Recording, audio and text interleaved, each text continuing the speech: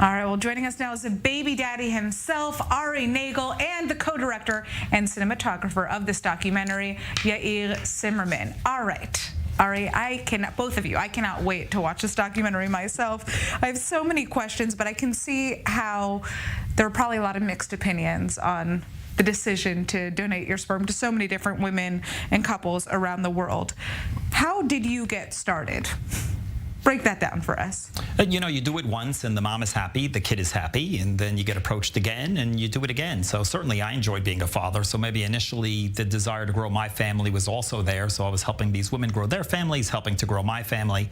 Of course, after I had a dozen already, then it wasn't so much about having my 13th, but it was really about helping that woman have her first child and giving her her life's greatest purpose. But you weren't necessarily going through traditional fertility clinics, correct? Yeah, that's correct. I never actually donated anonymously to a clinic. Sometimes we would use a fertility clinic. I've used some fertility clinics here back in the day, and then even in New York, if the woman is older or has insurance, we would use a clinic. But the vast majority of the time, I'm just putting it in a cup and giving it to them. Okay, so this is just mind-boggling to me. I mean, most people do what you're doing for monetary purposes. That is why they donate sperm. There are clinics that are made for this. Why not go down that traditional route, and why do you feel that what you're doing is so necessary and right? Well, in Israel, you're quite lucky because they have free fertility treatments for everyone till the age of 45. Actually, the only part that actually costs money is essentially the sperm that you'd have to purchase. But most places, you really got to pay out of pocket. The costs are exorbitant, so it's so much easier. Most of these women aren't struggling with fertility, and it would cost them less than $1. We would meet, and they'd be able to save that money that they're saving for the child. What made you want to do a documentary on this subject? So me and my co-director, Adi Rabinovici, met Ari 10 years ago through a mutual friend. And he told us, I have 8 kids. And we're like, why do you have 8 kids? What's your story? We were working in the TV and in the news, and we said, oh, that's a great story. We can do a story about you. And he was like, no way, nobody knows about it. My family doesn't know about it. I cannot talk about it too much, and don't worry about it. I'm going to stop when I have 12 kids, like the 12 Jewish tribes, right? And then so, as you see, Ari didn't stop. 5 years later... well, it's 12 Jewish sons, is 12 tribes of Israel. Yeah. I don't know if I have 12 Jewish sons. Technically, yeah. I kept my word.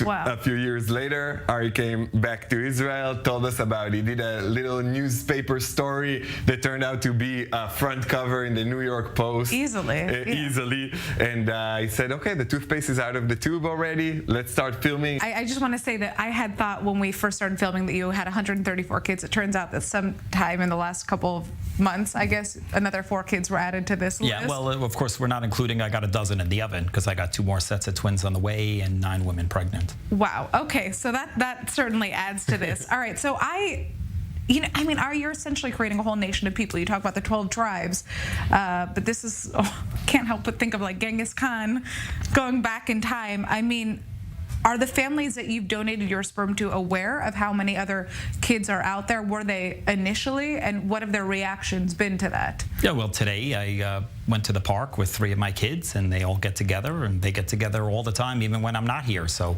some of these kids were bonding while they were still in the womb. So, of course, all of my... I've never donated anonymously, so all the mothers know who I am. And, you know, we went to the Santa Barbara Film Festival just 2 months ago, and someone at the end had a Q&A, and they asked me, and they said, listen, I did the math. In 11 generations, you replaced all the Jews that were murdered in the Holocaust that quickly, just because if each of them have the average number of children, then that's how long it would take to replace the 6.5 billion Jews that died. That's not my purpose, but I thought it was pretty remarkable. I saw, you know, in the trailer, of course, I haven't seen the documentary yet, your father kind of not feeling comfortable with this situation. Initially, you didn't tell your family. I know that you do have one biological son that is your son that you had with your wife. I have more than one biological son. I have when 66 I say biological sons. Yes. You're correct when you say it. Sorry, biological is not the right terminology, yeah, I guess. Some of the kids I am able to be more of a full-time parent too if they live local, and obviously the further out they go, the harder it is to be a constant presence in their life. Of course, I arrived in Israel last night. I'm leaving tonight. I was in Hungary yesterday, and I got together with my twins there, and then I'm going to Spain this evening. I'm I'm going to be trying to make a baby there. So sometimes my travels don't allow me to really be a full-time dad or tuck the kids in at night and really be a full-time presence. But whatever presence I'm able to do is more than probably whatever the anonymous sperm donor would have done. You know, after filming this documentary, I want to know what your takeaways were from this, because there's some people who watch this and say, you know, this is this responsible? Is this crazy? They don't know how to react to this. Yeah. It's kind of, in one way, the Robin Hood of the fertility industry. In one way, and giving women the thing that they wanted the most in life. But I think that on the other hand, there's some repercussion to what he's doing. First of all, for himself, a lot of the women sued him, took him to court, and he's paying more than half of his salary to child support. And that can just keep on going. The women and his children can all take him to court and take child support from him. And I think that he got to a certain point that is a little bit lost control a little bit of what he's doing, because I feel that it's like an everyday thing.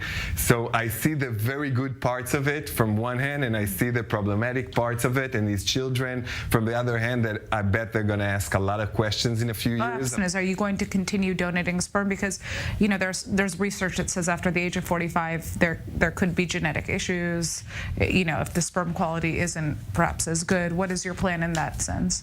Yep, I was going to hand the reins over to this talented filmmaker. He's very creative. He has fantastic quality genetics, and I would love to retire, and that's certainly in the plan.